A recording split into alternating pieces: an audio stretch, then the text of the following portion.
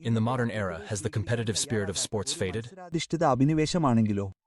Michael Jordan, Kobe Bryant തുടങ്ങിയ ഐക്കണുകളെ സൃഷ്ടിച്ച ക്രൂരവും വിട്കുറിച്ചാണ് ഇത്.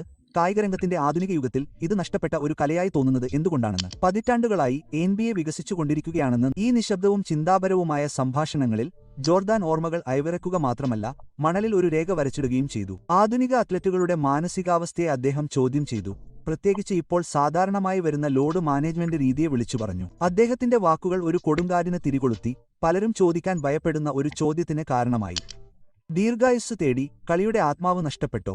ജോർദാന്റെ അഭിപ്രായങ്ങളുടെ ഭാരം ശരിക്കും മനസ്സിലാക്കാൻ നിങ്ങൾ ഇന്നത്തെ NBA നോക്കണം. കളിക്കാരുടെ ശാക്തീകരണം, ഭ്രാന്തമായ സാമ്പത്തിക സുരക്ഷ, കളിക്കാരുടെ ആരോഗ്യത്തിനായുള്ള വളരെ സങ്കീർണമായ ഡാറ്റാധിഷ്ഠിത സമീപനം എന്നിവയാൽ നിർവചിക്കപ്പെട്ട ഒരു യുഗമാണിത്. ലോഡ് മാനേജ്മെന്റ് ഒരു സാധാരണ പദമായി മാറിയിരിക്കുന്നു. ക്ഷീണം കുറയ്ക്കുന്നതിനും പരിക്കുകൾ തടയുന്നതിനും പ്ലേഓഫുകൾക്ക് അവർ പുതുമയുള്ളവരാണെന്ന് ഉറപ്പാക്കുന്നതിനും പതിവ് സീസണിൽ പൂർണ്ണമായും ആരോഗ്യമുള്ള കളിക്കാർക്ക് വിശ്രമം